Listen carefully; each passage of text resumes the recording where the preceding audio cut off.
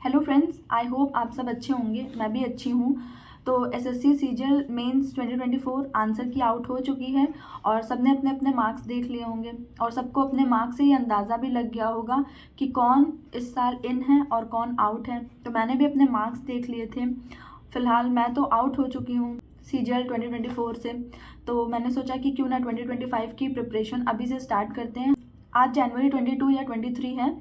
CGL 2025 pre जुलाई या अगस्त में होगा। रफली हमारे पास 5.5 और 6 मंथ्स हम मान के चलते हैं। कंटिन्यूअस फेलियर के बाद फिर से उठना, फिर से प्रिपरेशन करना बहुत ज़्यादा हार्ड होता है। मेरे लिए बहुत ज़्यादा हार्ड है, बट मेरे पास और कोई ऑप्शन नहीं है।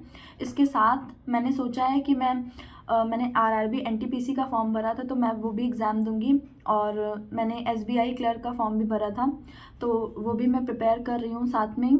और ये वीडियो एकदम जेन्युइन वीडियो होने वाली है।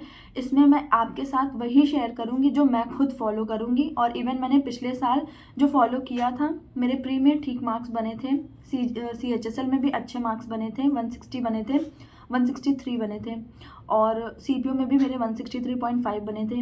इन्हीं चीज़ों को मैंने फॉलो किया था। तो अगर मैं वही चीज़ें आपके साथ शेयर करूँगी और इस साल थोड़ा ज़्यादा हार्ड मेहनत करेंगे। और सबसे इम्पॉर्टेंट है लक फैक्टर। मैंने जितने भी एग्ज़ाम्स दिए थे अभी तक, मैंने इसके पहले भी जो एग्ज़ाम्स दिए हैं, सब में एक चीज़ बहुत कॉमन होती है, लक फैक्टर। और मेहनत तो होती ही है, मेहनत का बहुत बड़ा रोल होता है। मेहनत और लक फैक्टर ये दोनों ही एक दूसरे के कॉम्प्लीमेंट्री हैं। अगर मेहनत आपने बहुत ज़्यादा की है, आपका लक फैक्टर काम नहीं करेगा, तो आप कितनी भी कोशिश कर लो, आप क्वालिफाई नहीं कर पाओगे। यही चीज़ मेरे साथ भी अभी तक होती आई है।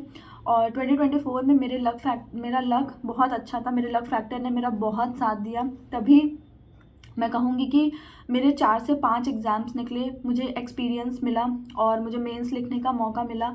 नहीं हुआ, मैं डिसअपॉइंट थी हूँ, और बट ठीक है, करना पड़ेगा। और आपके साथ मेरी ये जेन्युइन स्ट्रैटेजी है। अगर आप इसे फॉलो करते हैं तो डेफिनेटली आप भी प्री में और इवन मेंस में अच्छा स्कोर करोगे। तो इसमें मैं रिसोर्स नहीं शेयर कर पाऊँगी क्योंकि ये वीडियो बहुत ज़्यादा लंबी हो जाएगी। बस मैं यहाँ पे आपके साथ शेयर करूँगी कि कैसे कैसे करना है। और अगर आपको प्रॉपर टीचर्स भी जानने हैं कि मैंने किन किन टीचर्स को फॉलो किया था, तो आप मुझे कमेंट सेक्शन में बताना, फिर मैं टीचर्स भी आपके साथ शेयर कर दूँगी। और ये मैं फिर से कह रही हूँ, ये मेरी एकदम जेन्युइन स्ट्रैटेजी है, इसमें कुछ भी मैं बना के नहीं बोलूँगी। सबसे पहले बात करते हैं मैथ्स की।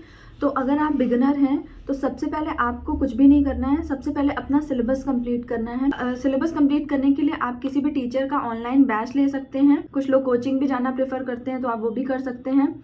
और कुछ लोग ऐसे होंगे जिनका सिलेबस तो कंप्लीट होगा, उन्होंने किया होगा, बट उनका कुछ टॉपिक छूटे होंगे या कुछ चैप्टर्स होंगे जिनमें उनको दिक्कत होगी। फॉर एग्जांपल CI हो गया, या मिक्सचर एंड एलिगेशन हो गया, या पाइप एंड सिस्टम हो गया, टाइम एंड वर्क हो गया, कुछ भी हो गया। तो अगर आपको ऐसे किसी चैप्टर में दिक्कत है तो आप यूट्यूब पर जाएंगे तो वहाँ पे बहुत सारे टीचर्स ने चैप्टर वाइज चीज़ें पढ़ा कर रखी हैं, आप वहाँ से देख सकते हैं चीज़ें। और अगर आप इन दोनों में से कुछ भी नहीं है, आपका चीज़ें कवर है, फॉर एग्जांपल जैसे मेरा है, मेरे सारे चैप्टर्स कंप्लीट हैं, सिर्फ मेरा लक फैक्टर कह लें, पैनिक करना कह लें, या फिर प्रैक्टिस की कमी होना कह लें, मेरे साथ वो लैकनेसेस हैं। कुछ लोग ऐसे होंगे जिनके साथ ये सारी प्रॉब्लम्स होंगी। तो इसके लिए आप क्या करेंगे, मैंने इस बार टारगेट बनाया है कि मैं सबसे पहले टेक्स्ट बुक उठाया और टेक्स्ट बुक से सारे चैप्टर टेस्ट कंप्लीट कर लिए, Tier 1 और Tier 2 दोनों के। मॉक टेस्ट लगाने के लिए चैप्टर टेस्ट, सेक्शनल टेस्ट, ये सब आपको टेक्स्ट बुक पर मिल जाएंगे।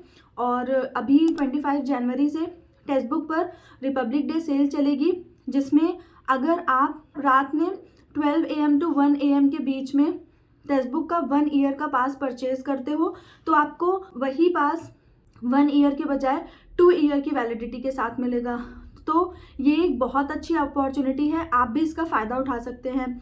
और एक्स्ट्रा 12% डिस्काउंट के लिए आप मेरा coupon code Aparna APARNA use कर सकते हैं। इसके बाद PYP सॉल्व करनी है, और PYP सॉल्व करने के लिए मेरे पास ये किरण की बुक है PYP सॉल्व करने के लिए। मैंने इसी से CGL 2024 और CHSL CPO सबसे इसी के लिए पढ़ाई करी थी। तो मैं फिर से इसी को पढ़ूँगी, इसी से क्वेश्चंस को करिएगा ताकि आप ये आइडिया रहेगा कि हाँ ये 2023 तक है, तो मतलब मेरे 2023 तक के प्रीवियस ईयर सारे कंप्लीट हो गए हैं। अब आपने जो भी ऑनलाइन टेक्स्ट बुक हो गया या किसी भी ऐप को परचेज़ किया है तो वहाँ से आप 2024 के प्रीवियस ईयर क्वेश्चंस कर सकते हैं। और आपको पता है कि प्रीवियस ईयर का कितना इम्पोर्टेंस है किसी भी पेपर में, और जो क्वेश्चन मुझसे एक बार में नहीं निकलेंगे मैं उनको सर्कल कर लूँगी। और कोई फॉर्मूला है तो मेरी फॉर्मूला वाली कॉपी है, मैं उसी को बार बार रिवाइज़ करूँगी क्योंकि मैं एक बार नोट्स बना चुकी हूँ। अगर आप बिगनर हैं तो आप एक बार नोट्स बनाएंगे और उन्हीं को बार बार रिवाइज़ करेंगे। एक चीज़ पे स्टक रहना है, बिल्कुल भी फ्लक्चुएट नहीं करना है।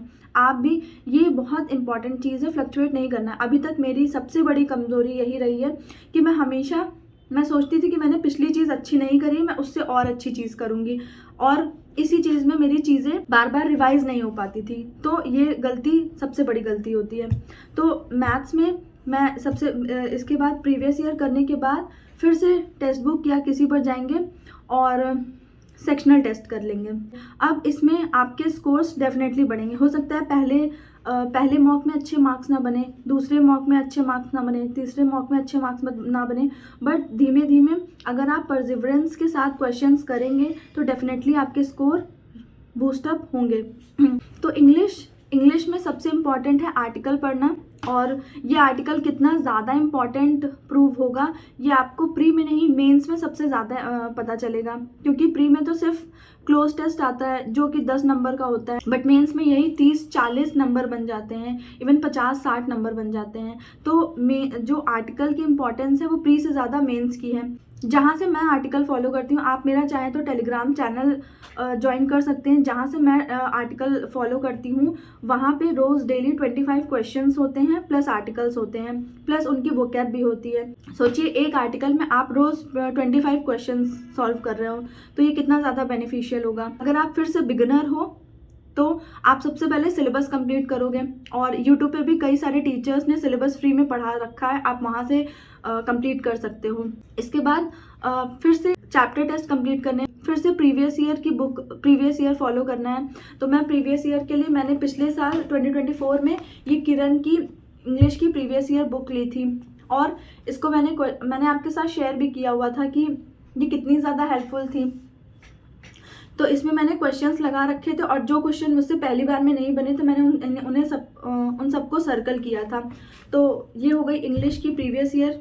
अब प्रीवियस ईयर करने के बाद फिर से हम सेक्शनल करेंगे। सेक्शनल में हो सकता है पहला, दूसरा, तीसरा ना बने, स्कोर इंक्रीज ना हो, बट डेफिनेटली अगर आप करते रहोगे तो स्कोर इंक्रीज होंगे। वोकैब के लिए नीतू मैम की वोकैब बुक फॉलो कर सकते हैं। मैंने उसी से वोकैब पिछले साल तैयार करी थी, और इस बार भी मैं उसी से वोकैब तैयार करूँगी। तो इंग्लिश के बाद जीएस की बात करें तो जीएस में सिलेबस जैसा कुछ भी नहीं होता है। जीएस में सिलेबस क्या, जीएस तो एक समुद्र की तरीके है, जीएस तो एक ओशन की तरीके है, आप जितना पढ़ेंगे उतना ही कम है।